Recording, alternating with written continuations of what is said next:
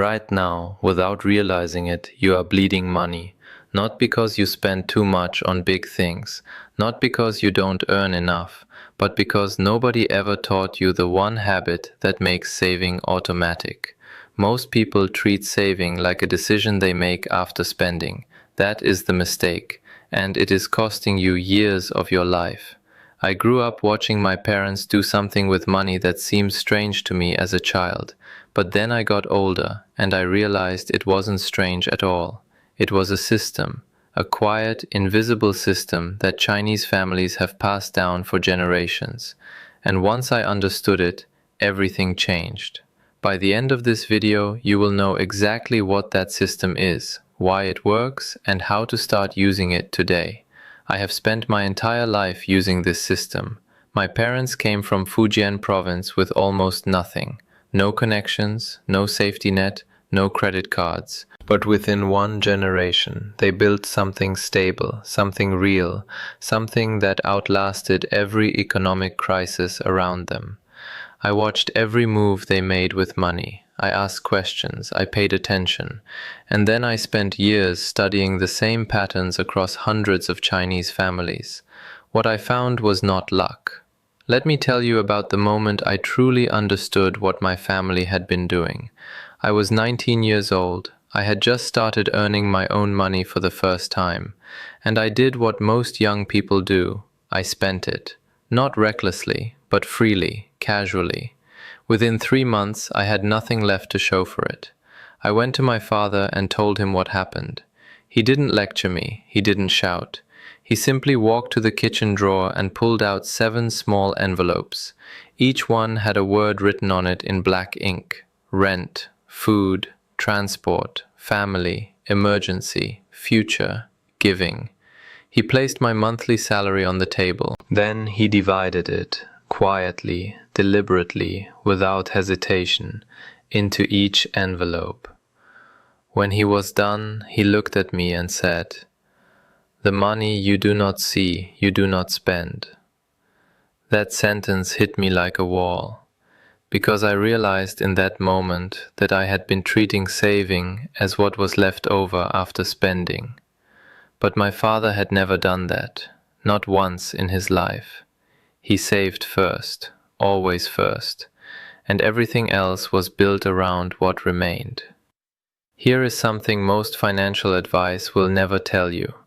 The modern Western money system is designed to make you spend. Every app, every notification, every one-click checkout. It is all engineered to shrink the gap between desire and purchase.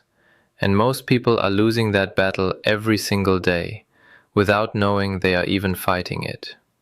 But then there is something deeper going on too.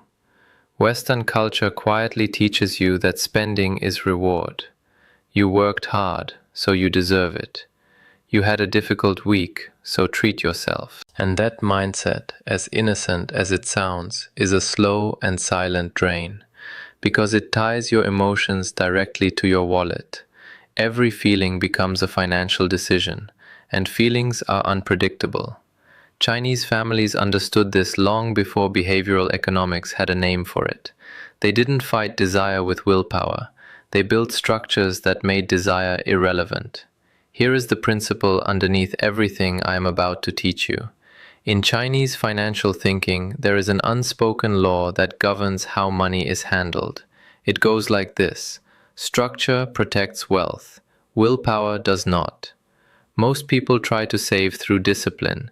They tell themselves they will spend less this month. They promise they will start saving when they earn more. But then life happens. Emotions happen. Temptation happens. And discipline collapses because discipline is not a system. It is just a feeling. Chinese families do not rely on how they feel about money. They build walls around it before the feeling even arrives. This is not a mindset trick. This is architecture, and I am going to show you exactly how it is built, piece by piece, starting right now. There are 5 habits, 5 structures, and every single one of them is something you can start today. Most people have never heard of the real reason the envelope system works, and it is not what you think. The first structure is the one my father showed me in that kitchen, the envelope system. But here is what most people miss about it. It is not just a budgeting tool, it is a psychological barrier. When money is divided and physically separated before you touch it, your brain stops seeing it as available.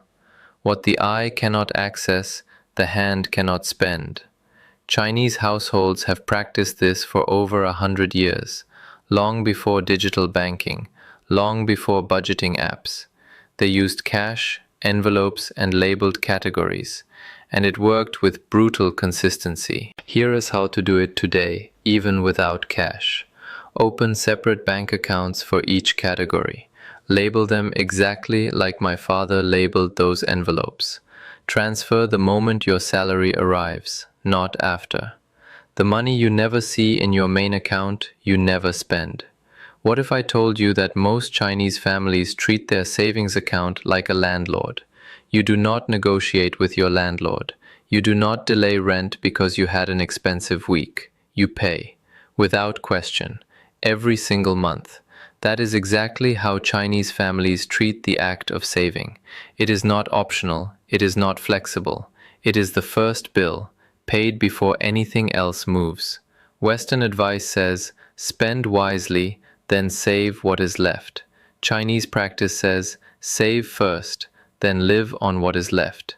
That difference sounds small, but over 10 years it is the difference between financial freedom and financial exhaustion. The practical rule passed down in Chinese households is this: the moment money enters your hand, 20% leaves for the future. Not when it is convenient, not at the end of the month, the moment it arrives. Start there, start today. This next one is something almost no outsider ever talks about, and it runs deep. In many Chinese communities, there is a quiet but powerful cultural force around visible spending. Flashing money is not admired, it is quietly looked down upon. While Western culture often rewards the appearance of wealth, the car, the watch, the designer bag, Chinese family culture historically rewarded the appearance of restraint. The richest person in the room was often the one you could not identify. This creates an invisible social pressure that actually protects your savings. When your community does not celebrate spending, you stop performing for them with your wallet. You stop buying things to signal success. And when you stop buying signals, you start building substance. Here is the habit this creates. Before every non-essential purchase, ask yourself one question. Am I buying this because I need it or because someone might see it? That question alone will save you thousands.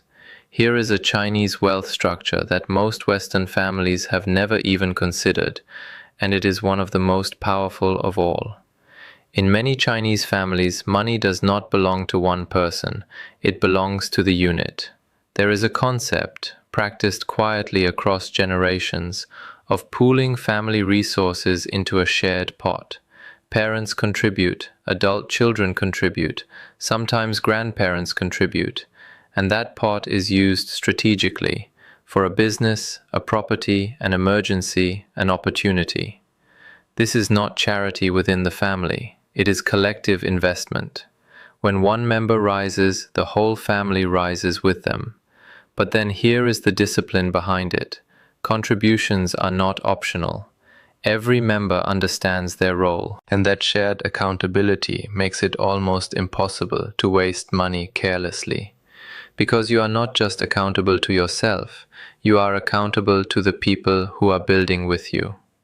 The last habit is the one that quietly eliminates more wasteful spending than almost anything else, and almost no one outside Chinese households knows it by name. It is called the silence rule, and it is exactly what it sounds like. When a non-essential desire appears, a new phone, a piece of furniture, a clothing item, you say nothing. You do not buy it. You do not research it obsessively. You write it down and you wait 30 days. In Chinese household thinking, most desires are not needs in disguise. They are emotions in disguise. After 30 days, the emotion fades, and what remains is either a genuine need or nothing at all. Studies now confirm what Chinese families practiced intuitively for generations. Over 60% of impulsive purchase desires disappear entirely within 30 days. The silence rule does not require willpower. It only requires patience. And patience in Chinese culture is not weakness. It is one of the highest forms of financial strength. I want you to imagine something for a moment. Imagine that 6 months from now, you open your banking app, and for the first time in years, the number you see does not make you anxious. It makes you calm. Because you built something, not by earning more, not by cutting everything you love out of your life, but by installing structures that worked quietly in the background while you lived normally. That is what these 5 habits do. They do not punish you, they protect you. The envelope system stops invisible leaking. Paying yourself first turns saving into a non-negotiable. The restraint around visible spending removes social pressure from your wallet. The generational pot builds collective momentum, and the silence rule kills impulse before it reaches your bank account. These are not restrictions. They are walls that keep the future safe. And once you build them, money starts to accumulate almost without effort. Let me be crystal clear about what you learned today. 5 structures, 5 walls. The envelope system, pay yourself first. Restrained visible spending, the generational pot, the 30-day silence rule. These are not theories. They are lived, proven, generational habits that have quietly built real wealth across millions of Chinese families, including mine. Now it is your turn.